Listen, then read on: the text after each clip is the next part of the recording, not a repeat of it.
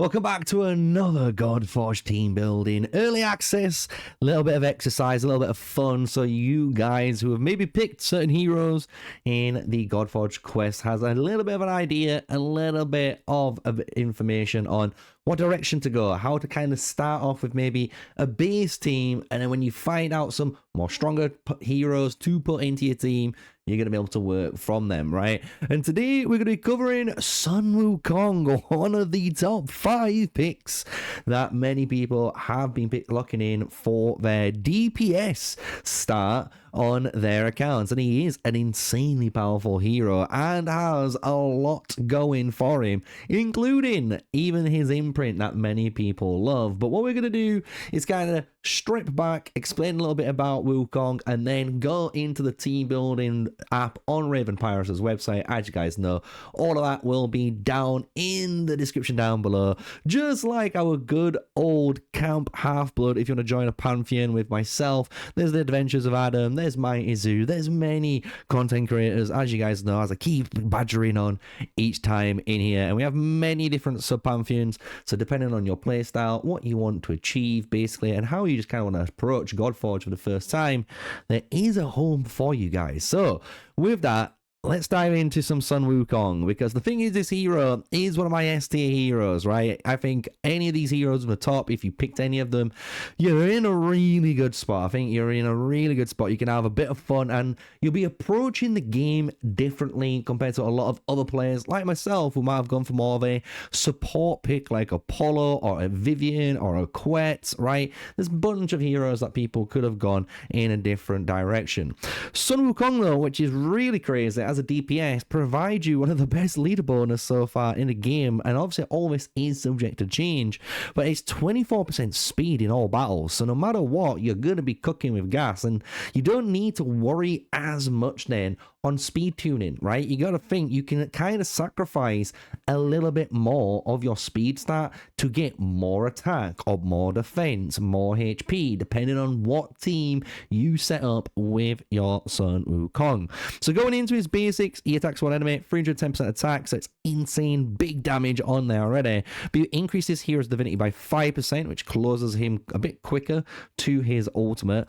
But if joining an attack, you increase the divinity by an additional 5%, and you also mirror one random buff from the target. So meaning if you target someone, and let's just say they only had one buff and it was an attack up buff, you would get that buff during this attack because you're mirroring it, and then it would kind of like disappear, right? Because it's just during, I believe, that instance of attacking, which is still really good, really freaking powerful that you can put on this hero. And the thing is, what's really good about this, and to mention it early on, is the passive, because he places Immortal on himself for 2 turns when he receives fatal damage for the first time. So you're basically going all gas, no brakes, do as much damage as you want, and if you go and die, well, our boy Sun Wukong says, "Not today, son," and puts Immortal on for 2 turns, which is great for you, right? It's going to allow you to basically not die for those 2 turns, or for 2 triggers of Immortal, right? Now, what's really big is, though, he has a 50% chance to join ally attacks naturally. So technically, any team you kind of figure out and want to play with Sun Wukong, no matter what, he can join any single of your team members 50% on a coin flip. Every coin flip on a basic is basically joining in on attacks, which is kind of crazy when you ask me, that you can just get that free damage amp, right? Going into the core, you get to place up attack 2 on his hero for 2 turns, then you attack all enemies 2 times, which is a multi-hit AoE, which is great. And for each buff on our good old Sun Wukong, you increase the damage by 10%. So even if we just have the attack up 1, we get a 10% buff on damage, plus the attack up 2 is giving us a 20% increase on our attack, which is sick if you ask me. And that's not including any of the heroes we might be running in the team, buffing up Sun Wukong, giving him defense, maybe giving him resistance, giving him whatever we need to give him just to make him hit even harder, right? So it's really cool that you're able to get this just free damage amp for boosting and kind of tunneling some buffs towards that Sun Wukong. But Clone Rampage attack, 72% of the attack, but 8 times at random. It's a multi-hit, and obviously if you hit the same unit, as you'll kind of see at the bottom here, it's going to be reduced by 50% after 5 times. So if you're on a boss, it should go 100% damage basically for the 1, 2, 3, 4, 5, but then afterwards 6, 7, and 8 cut by 50%, right? Which is fair enough because that's a bit of insane damage, let's be real. But you also have a 35% chance on each hit to heal himself back up of 8% of the damage inflicted, and you decrease the target turn meter by 8%.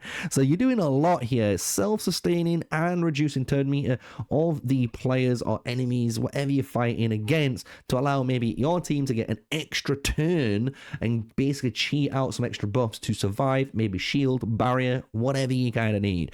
So Sun Wukong, really cool freaking hero, right? Really freaking cool hero. I think he's one of the coolest DPSs, and I can't wait to eventually pull this guy because he is just a goddamn amazing little DPS in Godforge, right?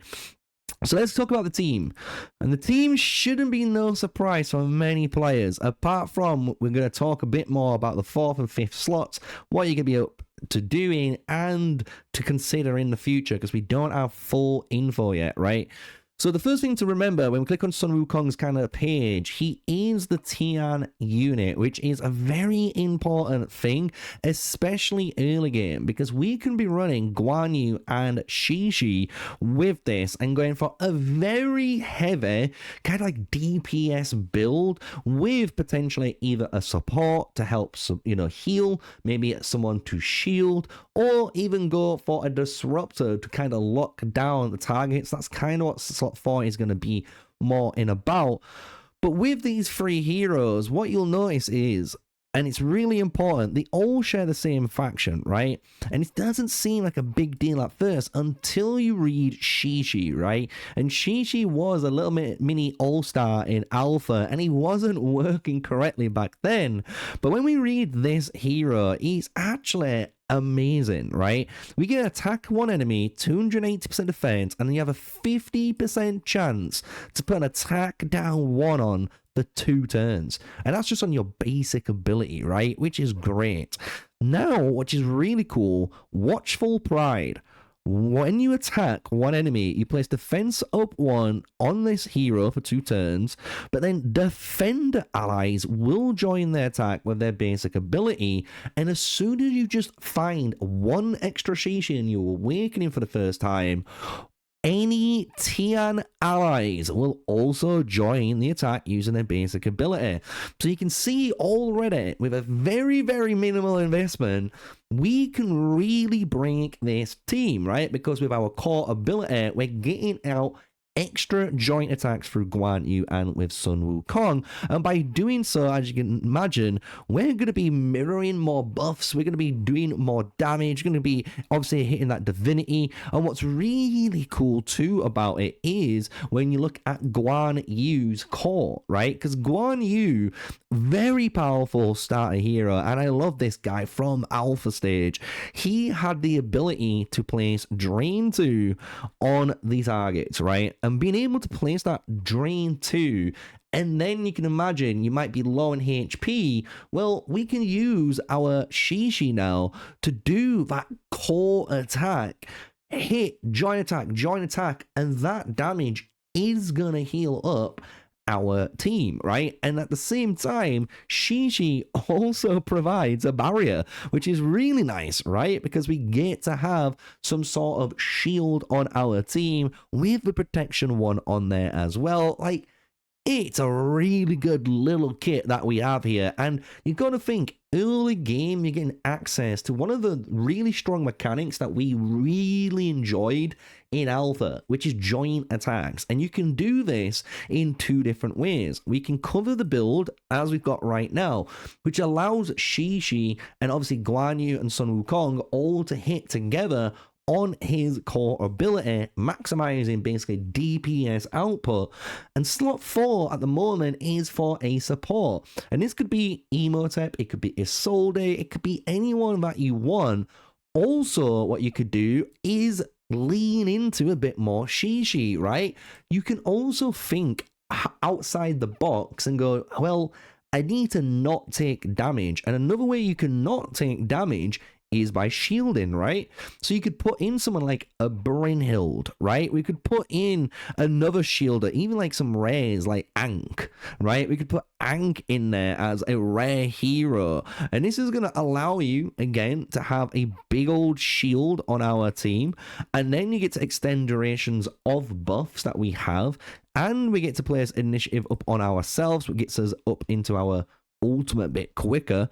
And then this is going to allow us, when we read the core as well, to remove debuffs and disables. So you kind of cover your downfall, because if you get locked down by a despair, by a freeze, by whatever it is, well, that's going to be kind of bad and detrimental, right? Because we need our DPS to do damage, to hit the drain, to keep themselves up with the Shishi barrier, with Shishi's core as well to join attacks, to sustain through fights. If we get locked down, we're going to get punished. Yet Ankh here provides a really clever way to get around that, right? And this is what you can do with this 4th slot, right? And what's really interesting about, obviously, Godforge is we don't know yet what the other heroes do. So you got to think, we are kind of building a TIAN team here, and we still don't know what Mao Chao does, we don't know what Dio Chan does, we don't know what Changji does. We've got all of these extra epics up in here that we could be using, even like some like Sun Tzu, which I hope is going to be amazing as a support unit that we can be putting in. And as long as they've got really strong basics, they're going to join with our good old Shishi, and that's going to get us through a lot of that early game content that we're going to need to do while you build up your roster, right? Because you got to remember, this is just like your Holy Trinity kind of starting team if you went for Sun Wukong. But it doesn't mean this is the only way you can build this team, right? You could go down a variety of different routes depending on what you want to achieve in this game. How do you want to play in this game? Because I'll be real with you guys, when I was making this video and I was looking at the weapons for them, there's a lot of different epic weapons, depending on the playstyle that you want to do, that you can achieve even with our good old Wukong, right? Which is kind of crazy when you ask me, right? It's just kind of nuts that you can have all of these really good choices and choose to go down not just a damage path, but you could go down maybe a kind of utility path, trying to spread a debuff on attacks, right? You could go down a variety of different routes when you actually have a quick little look at the epic weapons that we've got on here, right? So that's pretty much it for, obviously, when it comes to the team comp. Weapon wise, if you guys actually want some advice, obviously people will kind of double up on the weapons of choice. Maybe something like a Molyneux, just you get every 3rd hit. Namsaru might be a really clever one too, because you got to think, if you equip Namsaru on that Wukong, you're not allowed to get buffs, because buffs are instant removed, and you grant 5% divinity and turn meter. And you got to remember, every single time we attack with this Wukong, we're going to mirror one random buff, and I'm assuming that means it appears onto our hero, and if it does, then Nanasaru's not going to allow that to happen. It's going to eat it, and we might get that damage buff. But I don't 100% know if that is how the interaction is going to work or not. It would be something people have to test themselves, because obviously we didn't get access to this weapon in the alpha phase. So the Namsaru could be something very, very cheeky that you could be putting on to that Sun Wukong. You could do other stuff, maybe like the Mako Hitler's not too shabby when you get this leveled up, so you got obviously multiple stacks to reduce them, not too shabby. Forge Fire, if you just want to go really balls to the wall so you don't die and you can just kind of carry it with this hero. And I even think Molyneux, another really good option for him, because he does have multi-hits. You're able to kind of take advantage of this, and you can swap this out for other weapons and on other heroes too later down the line. But like I said, if you check out some of these epic weapons, honestly, because you're going to get access to a lot more epic weapons than you are to legendary weapons, you'll start to realize there's some nasty like stuff here. Like, imagine in a campaign level, maybe you're in a certain boss, maybe there's a certain dungeon. Graham says you do 20% increased damage to barriers. Imagine if the boss just barriers all the time. Well, guess what? We can have this put onto our Wukong. Everything we're dealing is based on 20% more, and he does a shit ton of damage already. Oh yeah, I will take that every single day of the week, right? Ultimate abilities inflict 15% increased damage. A really good another epic alternative that you could be looking at, right? And that's just me quickly scanning through these, as you guys are probably looking at it too, and seeing how cool some of these epic weapons are. So I would recommend you guys check out some of these epic weapons, and not just rely on your legendary weapon that you might have locked in for Godforge Quests, because if you do that, you will honestly find out there's quite a lot of different varieties of build paths that you can do with that Wukong. Kind of the same when it comes to like your imprints, right? There's a bunch of different imprints that you could go for, right? We could have Immortal, and you could be kind of cheeky and stack Hercules on top of it as well, just to really knuckle down on that. But the thing is, there is a bunch of just different good damage-based, you know, actual imprints. You know, Artemis is a pretty good self-explanatory imprint. It does 25% more damage, and everyone likes to do 25% more damage, right?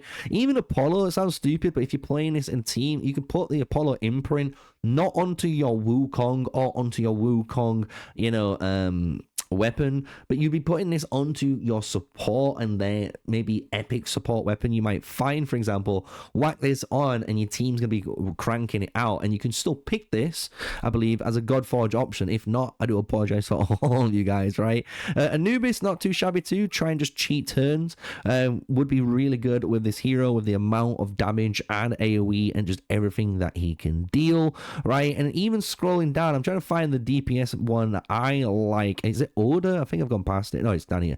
Order's actually a really good one as well that you can be putting onto your Wukong. It increases his damage inflicted by 5%, stacks up to 5 times, that's 25%, and you reduce damage that you take by 5%, and that stacks up to 5 times. So this is really good because defeating enemies is kind of what you're going to be doing if you're getting 25% damage increase and 25% damage reduction on your Wukong, and then your Wukong here is healing off his ultimate as well. You can see you've got a pretty goddamn tanky Sun Wukong that you could be running in your game with that starter team of Guan Yu, with the drain applying onto him. Plus, you got the Shishi with the barrier, and depending on who you run, you could have someone like a Mordred to stop them from working. Same with like a Percival. You could use maybe Emotep to do a big more heal. Put Stalwart on to stop them from being basically disabled. You can do a lot of options, and that's hopefully what I've been trying to drive to you guys in my videos all over each one of these early access comps that I've been basically suggesting to you guys to try out when you play Godforge soon as it comes out. So let me know for any other heroes you'd like to see. I do think I'm going to cover Hercules as a future one, as well as maybe Dracula and even Quetz potentially. Just let me know what you think, what you would like to see on the channel, what you'd like to get covered. And that's pretty much it. I know it's a long video, but hopefully I've taught you guys something and you've enjoyed it all. And just remember, if you want to join me, join people like me who talk about the game, trying to learn the game, and if you just want to see a bunch of content too, because you just crave some Godforge while we wait for early access, just remember we do have our Camp Half-Blood Pantheon in the description down below. So check it out. Join us all. We're all degenerates. We're all lovely people too at the same time. So it's a banger of a crowd here. So why not have a little bit of fun? So until the next video, guys, stay safe, stay sneaky. Peace out.